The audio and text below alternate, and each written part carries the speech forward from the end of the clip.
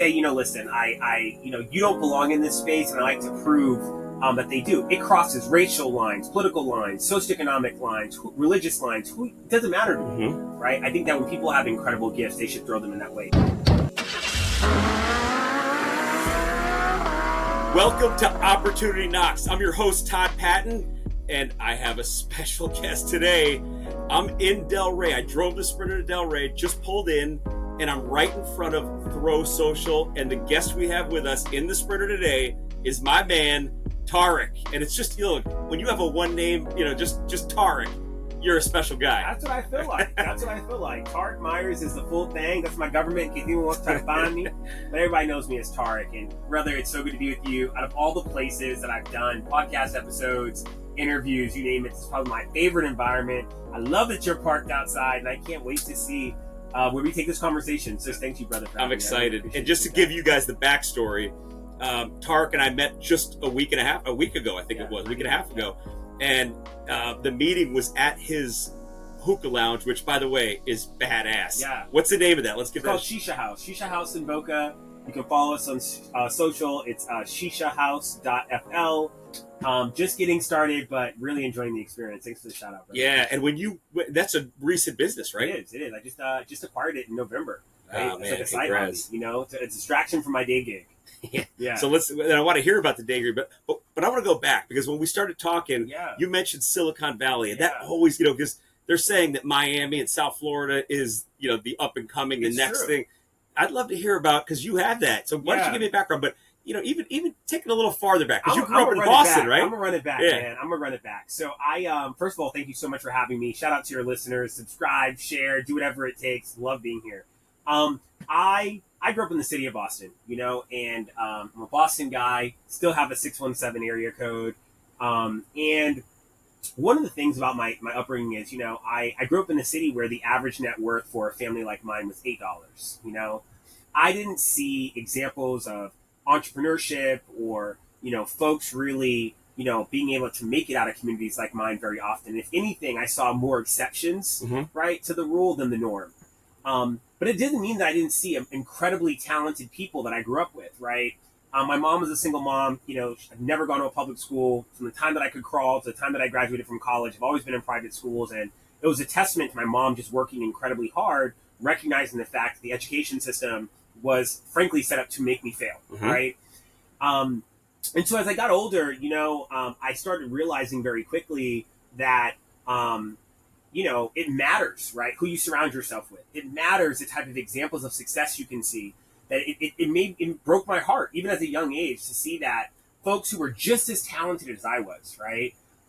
Because of what zip code they were born into, perhaps what political party they were part of, you name it, were kind of left out of opportunity. So the reason why I love just the Opportunity Knocks piece in general is because I believe that, talent is universal, right? And it's up to folks like you and I to make sure that everyone can really have access to the pathways and the lessons learned and everything else like that in between. So what did that experience do for me? What that experience did for me was say that I'm going to dedicate my entire existence to making sure that I could broaden the opportunity landscape for folks.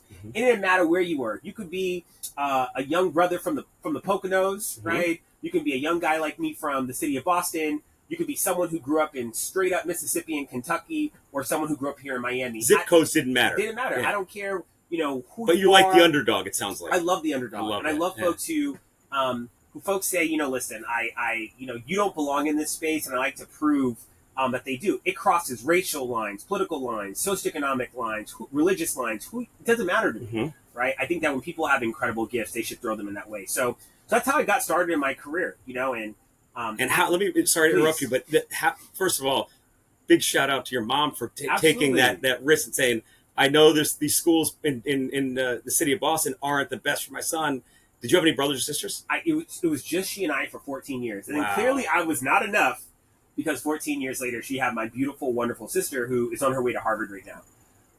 Wow. What a story that is. Yeah, what's her name? Right? Her name's Kalea. Shout out to my sister, Kalea.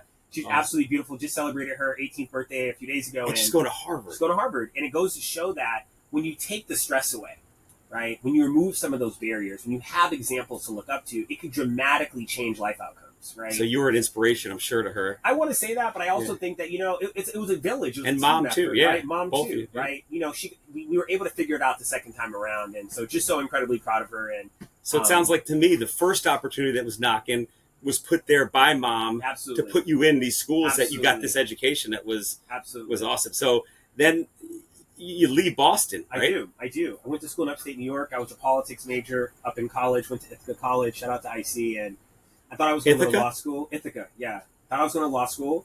I think that's what every first generation graduate thinks he's supposed to do, who cares a little bit about the world and the world around. That's how you change, experiences. But life just had a different idea for me. I made my way to California. I had $2,000 in my bank account. Didn't know how I was going to make it. This is right after you graduated. Literally right after I graduated. I spent 3 months at home working at a dental practice as a receptionist. It did. Saved as much as I could. Got a one-way ticket to California and said I'm going to figure it out. And started working at this nonprofit called the Green Lining Institute, which was essentially trying to figure out across all communities, how do we just make this economy work for everyone? So if there were young people or old folks or folks in between who are looking to buy a home, who are looking to start a business, who are looking to engage this idea of the American dream, how can my organization make it better for them? And that's how I got started. That was my first moment encountering opportunity knocks, to be honest. And how long were you there for? Only for a year. Okay. And then I was up at the Capitol in Sacramento, testifying on this hearing around environment or environmental justice or some jazz like that. And right before my panel were these two funky guys and this woman who ended up being John and Logan, the co-founders of Lyft, and Annabelle Chang, who was the VP of Government Relations for Lyft at the time. And I heard their story. I didn't know anything about Lyft. Was Lyft even in existence then? It was, but it was so small, yeah. right? This is a time when they were still riding around with big fuzzy pink mustaches on the front of the hoods. And I heard this story and I was like, whoa, this is so me.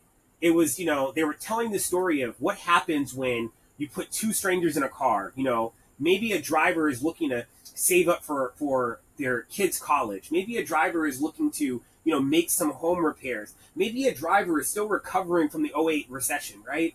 And then on the flip side, there was these passengers that I was hearing about, stories of folks who just live 1 mile away from the transit station but have such a hard time getting there, or folks who are trying to, buy groceries or get to the grocery store but don't have access to a car. I mean, the story was so beautiful. And it was two folks who just needed each other.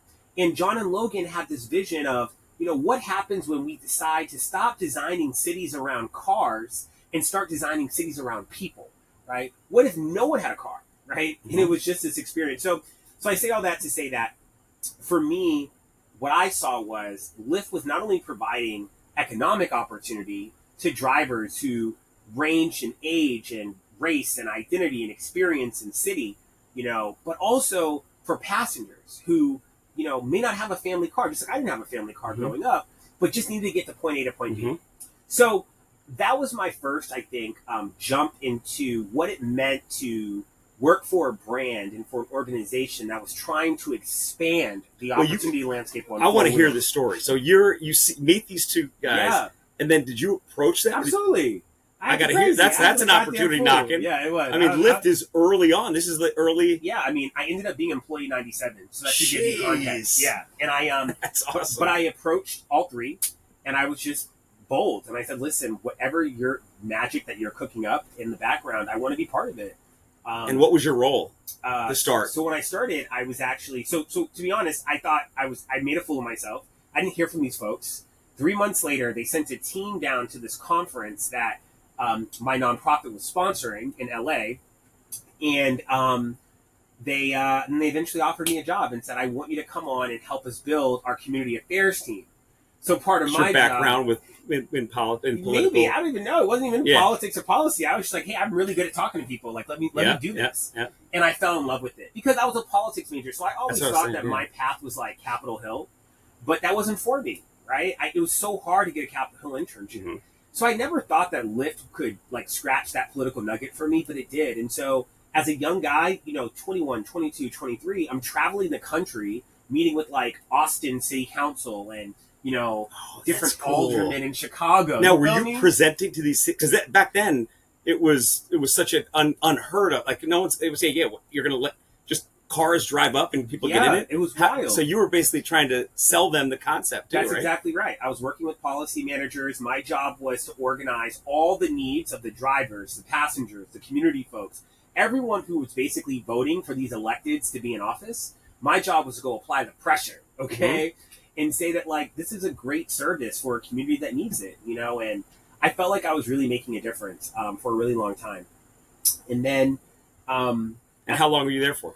I was there for almost 4 years. Wow. And at about the 600 person inflection point, remember, I was employee 97. Yeah. So a few hundred folks later, the co-founders then reached out to me and said, Tarek, you know, we're doing such a good job expanding opportunity on the ground, but we need our offices to kind of reflect the experiences of the different cities that we're serving. So I want you to step up and build an employee experience program that makes Lyft be the #1 company to work for. Employee benefit meaning the drivers or the staff in-house? So the staff in-house. Okay. Because our drivers weren't employees. Independent. They were independent Right, okay. contractors. Got You it, work got it. when you want. You work the hours that you Yep. want. So that was my new challenge. And I said, I would love to do this. Because if I'm being honest, everyone who worked there were kind of like your typical Silicon Valley people. Mhm. You know, like folks who worked at Google, folks who worked Yeah. at Facebook, you know, folks who worked at Amazon. But again, I just knew that in order for us to create the best experience on the ground, right, we needed folks to reflect the folks that we were serving. I'll give you a great example, Todd. Yeah. Like a great one was there was a time where, I don't know if you know this, but the Bay Area has like a really large deaf or hard of hearing community who don't always have access to like incredible employment opportunities, right? And they were able to drive for Lyft. But the challenge that we had was that we didn't have a deaf or hard of hearing staff member, like anywhere to be found in the office. And so folks were just having a tough experience. And so we ended up hiring a deaf and hard of hearing engineer, not because they were deaf and hard of hearing, but because we were trying to expand what the fabric of the company looked like, who we were serving, and completely revolutionized, right, the experience of this community, right, on the platform. Wow. So again, opportunity knocks, right? Yeah. That's again like me growing into the space, and that's how I ended Very my cool. career. I left at about the 3,000 person inflection point once we went public. Wow. Yeah. And then tell me the next step, because you've got some good, you're young still, and you got I some know, great it's wild. experience living in the Bay Area. Yeah. And what was it? Were you like, I want to get out of this place? Or? I drank the Kool-Aid, brother. Yeah. I was in it. But I was ready for my next challenge. And what I realized was that I'm more oriented to being a builder, right, than I probably am someone who's great at maintenance. And so I was really looking for my next best thing. And I was like, how do I keep this theme of opportunity kind of going? And then I ended up encountering another funky startup who were talking about like digital currency and this thing called Bitcoin. And I was like, what the hell is this, right? Like my grandmama is still putting money under her mattress, you know? So I was like, what is this? And I ended up meeting a couple of folks over there who essentially had this mission, then called Coinbase, who was having a mission to create more economic freedom in the world, you know? And I was like, economic freedom? I was like, wow, like this is incredible. So I didn't know anything about cryptocurrency. I want to be super transparent. And not a lot of people did at the time. But I also joined them pretty early, probably about employee, I think like 100 or so, 125. And what company was this? This was Coinbase. Yeah. Yeah. Wow. And the charge was exactly the same. The charge was to build an employee experience that reflects the users that we're trying to serve.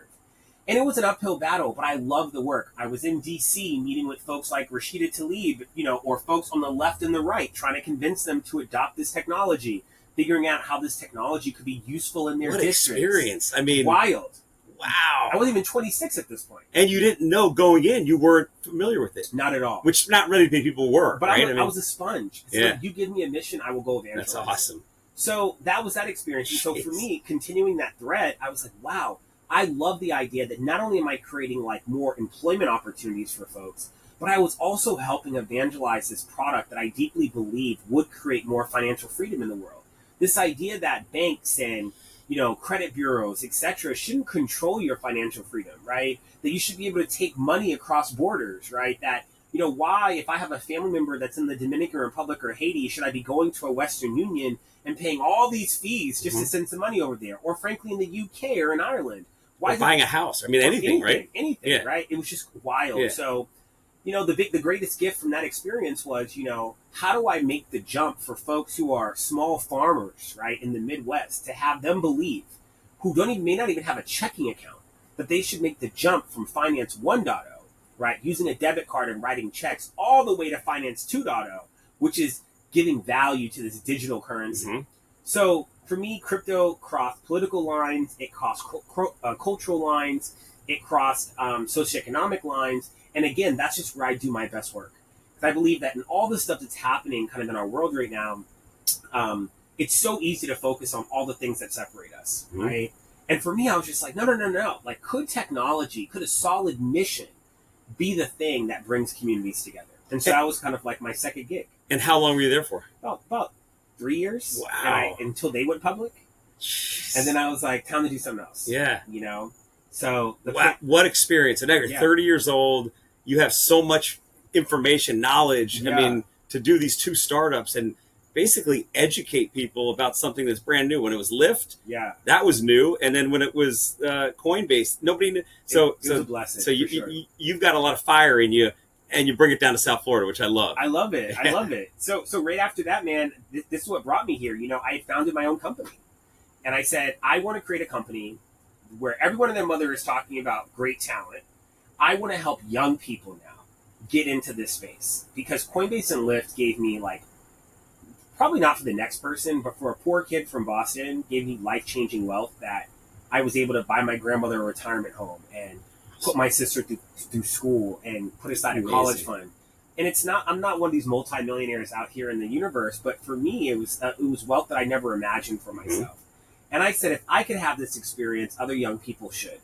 So I founded in 2020 a company called Untapped, which is a Silicon Valley venture-backed firm that helps young people from around the country find opportunity in tech and finance through internships and first jobs. And what I firmly believe is that if you give young people the tools that they need to be successful and you get them to that first job, it will transform the direction of their lives. And I had that experience. Like that first job at Lyft, right? That first real job transformed my entire life. Sure. So I wanted other young people to have an opportunity. Yeah. So that was in 2020. You were still living in California. I was living in California. And what happened? It's Tapped? It's Untapped. Untapped is a nonprofit, or no? It's a for-profit company. It is. We're a SaaS talent marketplace. It's a SaaS product. Yes, we made about we raised about $70 million over the course of our 4 years. We at the peak of our success, we were doing about $10 million in annual recurring revenue with average contract values of about $20K. We were working with some of the best companies in the world, from JP Morgan to SpaceX to Twilio to Lyft to Coinbase to even some of my alma maters. Uber, the Lyft, Mattel, and these are high school kids, college kids that would have internships. These are college kids. So college kids. So the tech internship process is actually incredibly competitive. Mm-hmm. It's like applying to a top 14 school. There's only so many seats, and imagine the number of let's say computer science graduates who are all graduating and or applying for internships at the same time. Mm-hmm. The reality is that recruiters were overwhelmed.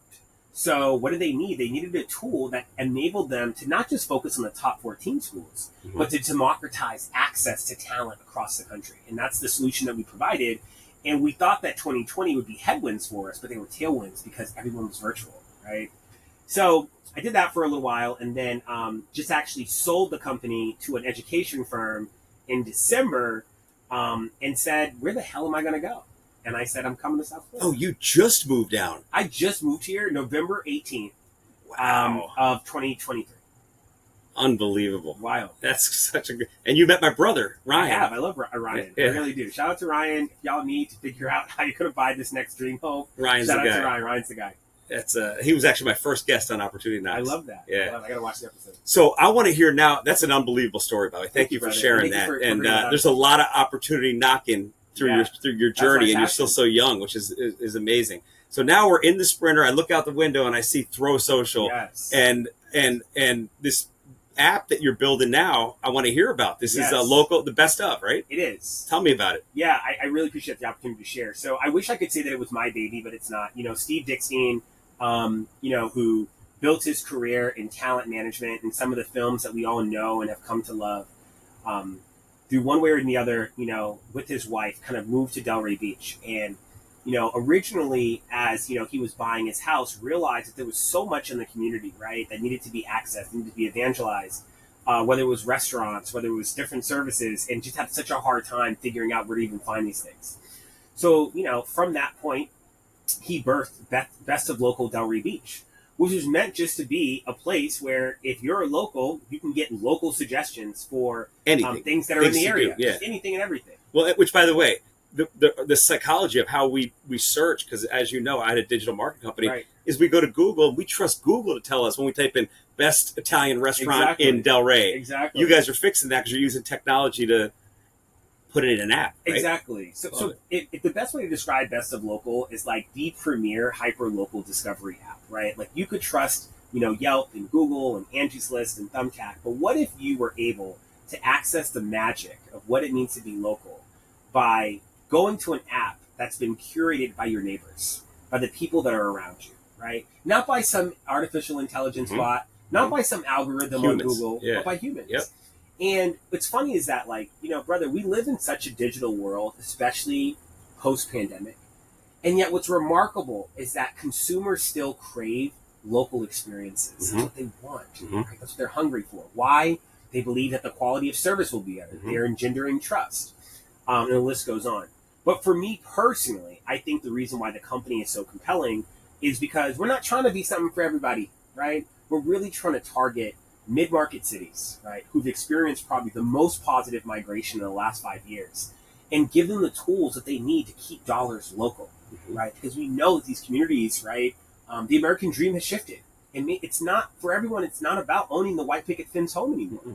Now it's about, being an entrepreneur and, embracing the digital age and offering incredible experiences. That's where we are. So experiences. Exactly. That's the key. And speaking of experiences, I'm hearing, I've never been to Throw Social, but it's my first time too, actually. Oh, it is? Yeah. I've heard the experience in there, but it is unbelievable. They have different rooms with different, so I'm really excited to take this inside. But tell me about the events you guys have, because this event tonight is an event put on by you guys, right? Well, you know this well, Todd. It's that we believe that if our mission, right, is to enable folks to experience the magic of what it means to be a local, right, then we know that we can't just keep that on the app, right? That we have to bring that mission to life each and every month in our in-person experiences. So once a month, we're lucky enough to work with some of the best, bars, restaurants, experiences, venues in Delray Beach, and welcome our customers, right, who are loving the app, and our prospects who want to get down with the get down, and our friends of the community, and members of the Chamber of Commerce, and electeds, and the list goes on. But it's our way of saying that this app that we're building is not the destination, right? It's not like Instagram. It's not like Yelp. That's a destination. We believe the app for us is a gateway to create more experiences, a gateway to create more connection, a gateway to engender more trust. So what you see us do month over month, week over week as we're planning it, is let these events be the center of gravity where all that energy that we experience can come together, and where folks don't just feel the mission through the work that we're doing with the product, they feel the mission in person. By a handshake. By a handshake, by a hug. A hug. By a clink of the glass. Yeah, right? I love that. We're at, brother. That's awesome. Yeah, man, thank you. And, speaking of that, I'm ready to go in there and check this out. I'm ready to show you too, man. I'm excited. Man, let me tell you, it's been an honor having you here. Your story, because I didn't know all this. I knew a little bit, but this was amazing. And I got a ton of value out of that. I'm looking forward to, like I said, building a great relationship with you. And how about we go in and check out Throw Social? I would love to. Let's brother. go. Let's go see it. My man. Thank you, man. I appreciate it big time. That was great.